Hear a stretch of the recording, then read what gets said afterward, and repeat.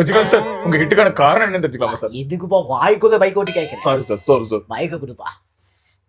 Hit கடைக்காரன் தானே. Sir இதே ஒரு நாள் வந்து டீ கடைக்கு போற பழக்கம் இருக்கு. டீ கடைக்கு போட்டு நம்ம சும்மா இருக்க மாட்டோமே, நம்ம தான் ஊத்துற கேஸ் ஆச்சே. சார் திருப்பி வரல சார்.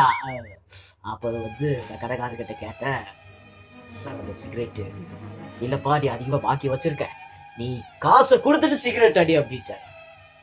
சார் நண்பர் வராரு சார், அவர் தருவாரு, நீங்க அதுக்கு முன்னாடி ஒன்று கொடுக்க நான் அடிக்கிறேன். இல்லப்பா உனக்கு தர முடியாது. எனக்கு ஒதுவே புரியல. நான் அதே இடத்துல அங்கேயே அப்படியே நிக்கிறேன். வரவ போறவெல்லாம் ஊதரா. அப்புறம் கார்ல வராங்க ஓனரு, டீ கடை ஓனரு. அவர் என்ன பார்த்து கேட்க, எப்படா பாக்கி அடைப்பா? சார் அடைச்சிடுறேன், அதுக்கு முன்னாடி ஒரு சிகரெட் தர சொல்லுங்க, காசு கொடுத்துட்டு தான் சிகரெட் அடிக்கணும், அப்படி இல்லையா கிளம்பி போய்கிட்டே இரு. சரி சார் சிகரெட் கொடுங்க, அடிச்சுக்கிட்டே போறேன் அப்படி சொல்ற. காசு கிடையாது, காசு கொடுத்துட்டு தான் சிகரெட் வாங்கணும் அப்படின்ட்டாரு. நான் வந்து அப்படியே ரோட்ல போறேன், யாருக்கிட்ட கடை வாங்கலாம், எப்படி வாங்கலாம் அப்படின்ட்டு என் மைண்ட்ல ஓடுறது.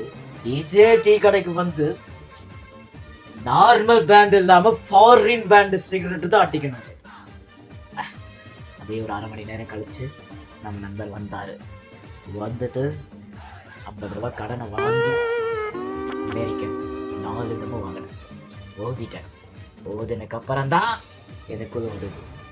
அந்த மாதிரி நம்ம நினைச்சது வாழ்க்கையில சாதிச்சிடணும். சாதிக்கல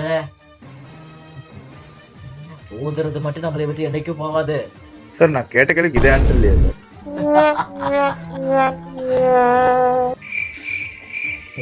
இது பிறந்ததுல இருந்தே இப்படித்தானா? மூளை வளர்ச்சி குறைவா?